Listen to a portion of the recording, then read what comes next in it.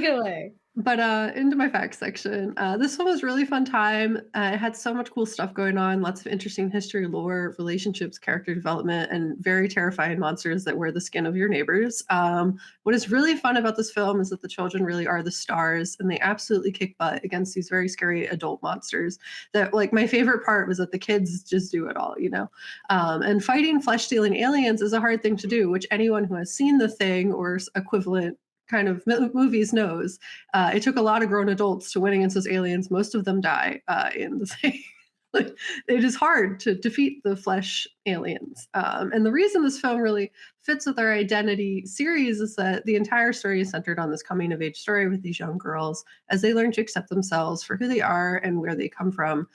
Something that is already like really challenging to do, but they get to do it also while fighting the scariest aliens. I don't know if I've ever seen, but I was being a little dramatic there. But they're definitely very scary.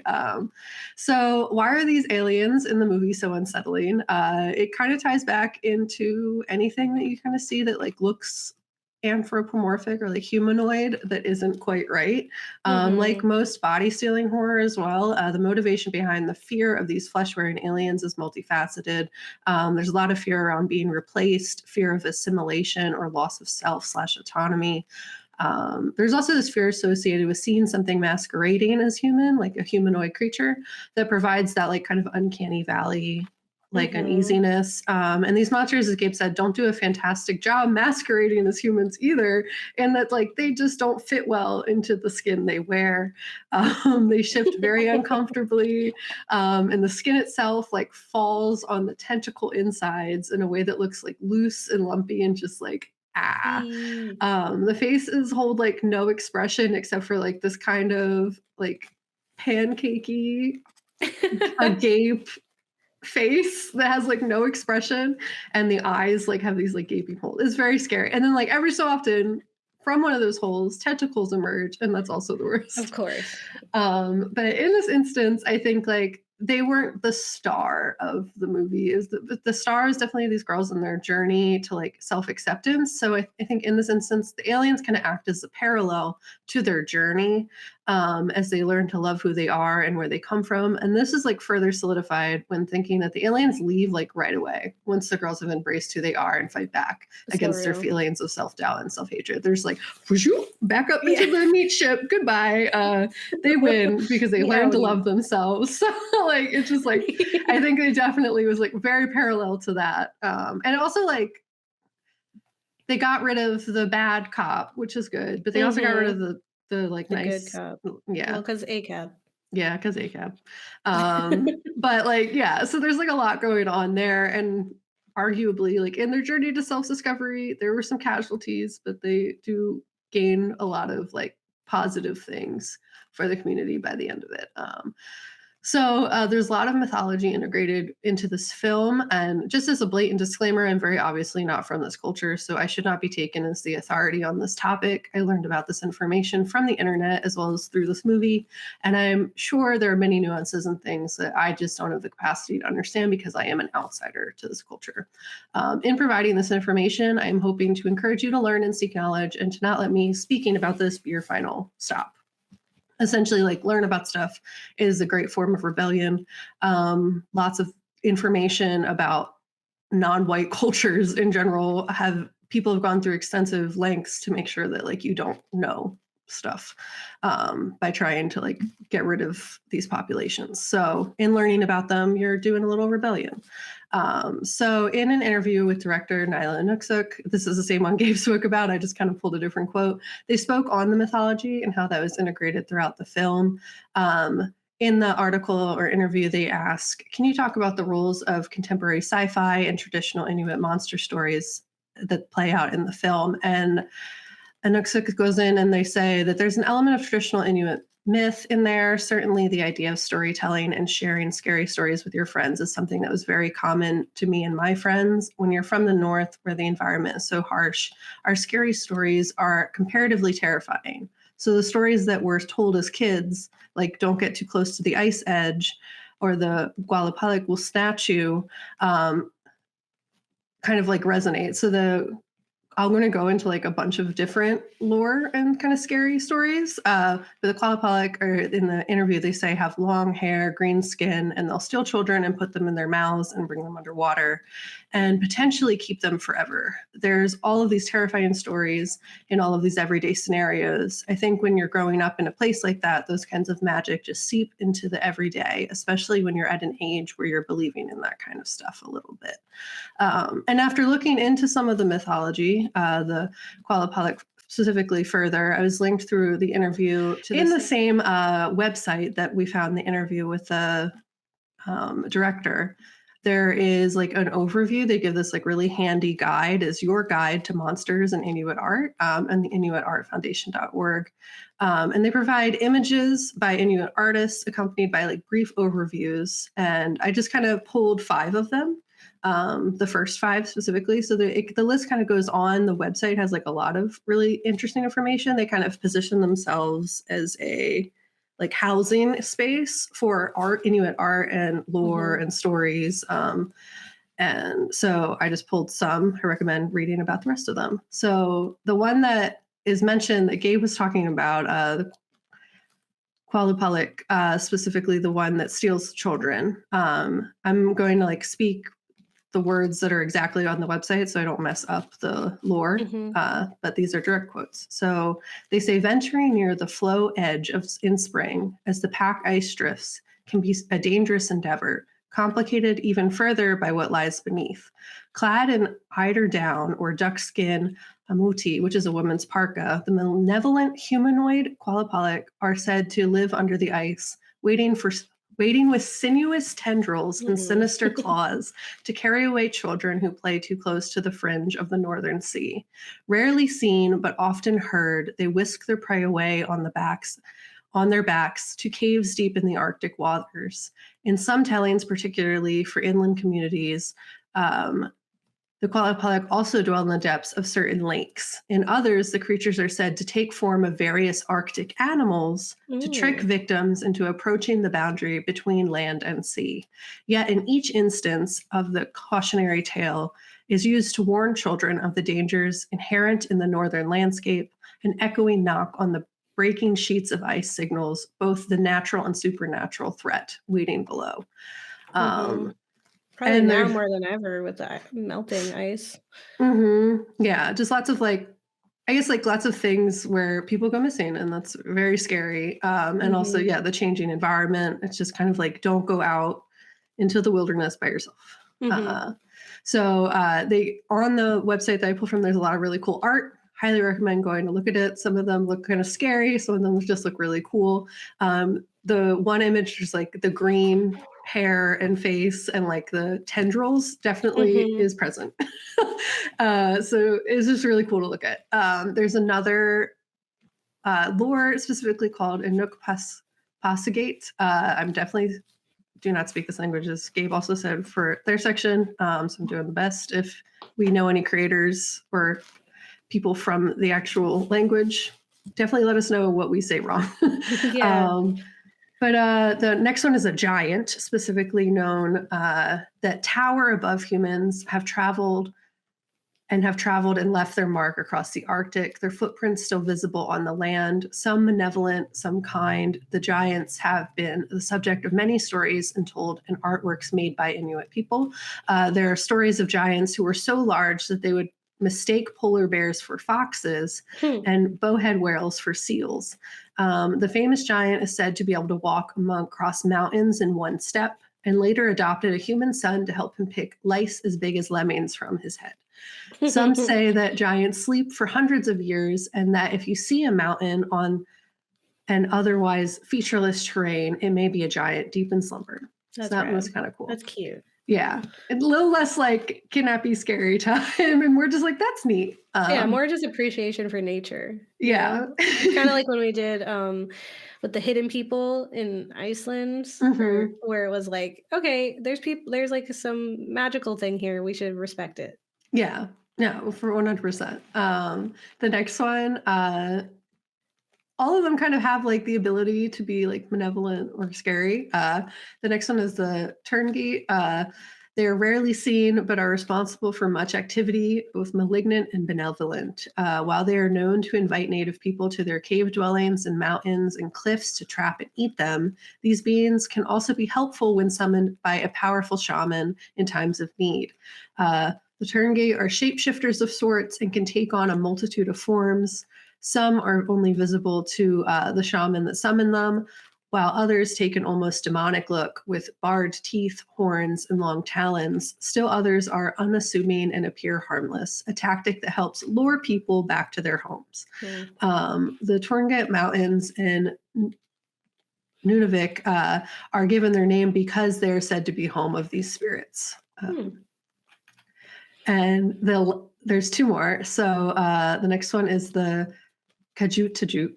The knocking heard on ice walls of an igloo is cause for alarm, for it is believed that those who behold the ominous visitor will soon fall ill. Lurking outside is the creature, a head with no body and no arms, just feet.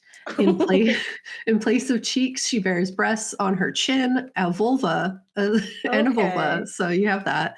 A similar creature takes the same form, but also wears facial tattoos. So these creatures Okay. linger in the igloos abandoned by migrating camps, surprising people who enter looking for a place to stay.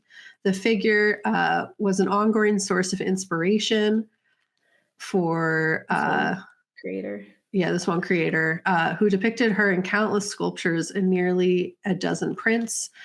Me Too, which is their last name, imagines the creature with a family and shows her giving birth and singing atop an igloo. Despite these sometimes joyous depictions, the artist calls her evil. And his sons, Isa and Johnny, have also dedicated a significant part of their practices to representing these figures who haunt the Ungava Peninsula. That one's right wild. That one's like the Green Man. Remember we Hmm. saw the Green Man and then the opposite was the, like, fertile woman from Oh, yeah, Men? yeah, yeah. In the Like movie that. Men. Yeah. Yeah. The last one was the one that you spoke on, Gabe, the Yeah. Mahaha. Uh, My favorite. so if you hear a haunting giggle carried by the Arctic wind, I love him. it may mean that the terrifying Mahaha is near. With a menacing smirk, horrifying teeth, and immersive razor sharp talons, this being wears a twisted smile while it stalks lone travelers during the winter months, impervious to the cold. Uh, it's a relatively small creature and is routinely depicted wearing little clothing and almost always barefoot with icy blue eyes that peer out from beneath a long, tangled mane. Perhaps most notable are its elongated fingers and similarly prolonged nails that it uses to tickle victims to death. Okay, it does say it, all while grinning from ear to ear. However, this cruel figure is easily fooled. An elder suggests tricking the Mahaha into sharing one last drink by the water's edge, where soon to be victims can push the creature into the rushing currents to escape. Um, Clever. yeah, you don't want to get tickled. You want to push them into the water. But yeah, so it's just a lot of interesting information. The website had a lot more, even like within it. Highly recommend just checking it out. And yeah, learn about stuff as much as you can. There's also Yeah. in one of the articles, like it listed like a video where someone like narrated and gave you like visuals, specifically of the one they mentioned in the film, the Mhm. Qualapalak. That was the narration was like made it even scarier. There was like this creature that pulls children into the water. So yeah, it was like That's so definitely cool. like creepy and cool. And there's like sets up very naturally to have horror movies made about these kinds of things. So Yeah. hopefully more creators will, keep inspiring and doing stuff like that. But yeah, learned a Yeah. little bit of stuff. So that was cool. Yeah, yeah, I wish I could find the video, but while we were watching it, I found on TikTok again because I get a lot of, like, Inuit art Mhm. or history, and someone was sharing, like, how, like, their, origin story, like, of humanity, like, people, and how, they came to be, and it just really shows, like, their appreciation for the land and for the animals and how they respect Mhm. it and like try to make use of everything that they can from the animals and don't take more than they need. And I think Mhm. there's just like having that tied so specifically to their history and like their folklore really inspires them to keep that going. And it's Mhm. just something that like Like, Americans don't got that, like, we came and it was ours, right? Like, that's like if Yeah. you talk about Christianity, right? It's like you got here, everything was made for you. You get to be Mhm. in charge of everything, so you just take, take, take, take. And Yeah. I think it's such an interesting comparison, and um, we get just so tired of hearing the same stories of those the same monsters that we know, like vampires and all of that, or even just like a very like the Christian like centric vampires, Mhm. right? Like Yeah. Wimoto Nayoka of Dusky Projects is always talking about that. Like Yeah. they're And I mean, another if you're culture. only ever ingesting capitalistic stories that really are like Christian-based stories, like even, Hmm. you're not gonna like learn that there are other possibilities. A lot of reasons people will stay in a certain way of living is because they don't know other things exist. So you need art that gives you different narratives and stories so that you can like actually learn that there could be a different way so that we don't have to live in this Hmm. capitalistic hellscape forever. Yeah. That there's different ways of existence that exist, and ways of life that are less damaging to the earth and the planet and each other. Hmm. So, in That's learning so about real. them, you learn to not perpetuate harmful things. Yeah. Yeah. Yeah. And just like, yeah, love and appreciate. Like we're here. We might as well like leave the earth better than we found it, right? Hmm. For those to come. And yeah, in the future, I really do hope to do a folklore series, specifically covering, folklore from, countries and cultures that I Are am not a part often, of, yeah. right? Or even, we could do some Latine. Like I find some of those stories really fascinating because I didn't grow up with a lot of them.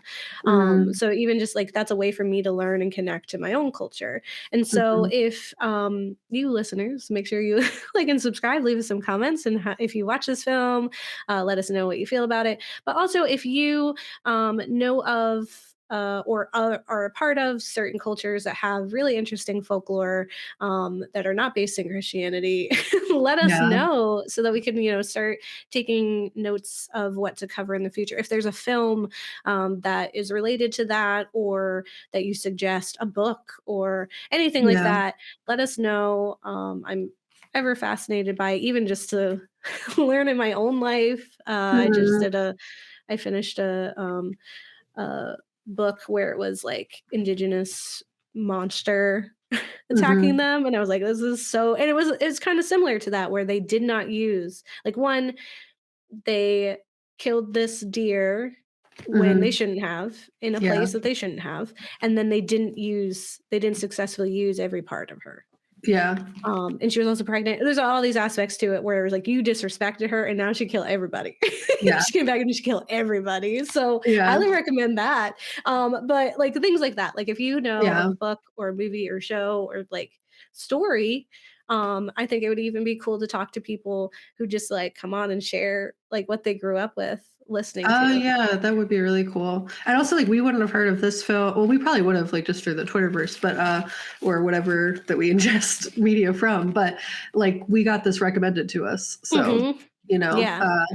it does end up influencing what we ended up talking about. So if you know, as Gabe said, know any cool films, know books, tell us about them. Yeah. We're just vessels trying to endlessly consume media and knowledge in a Yeah. way that is ideally respectful. Yeah, Always and our then intent. just share that and Mhm. hopefully infect you, with the desire to learn more as Yeah. well. If you know bands like Hallucination, let me know. Let me know, let us know. We're here, we're ready, we wanna hear them. They're so cool. Please look them up. Yeah. Shout out to them. And, Yeah. yeah. Watch this movie. Yes, watch this movie, please. Yeah. Get it all the views that it needs, and I hope, Inuksuit makes more films. I'm here, I'll watch it. I'll watch them. And now that we have, like, the whole that, Jeff Barnaby left behind, we Mhm.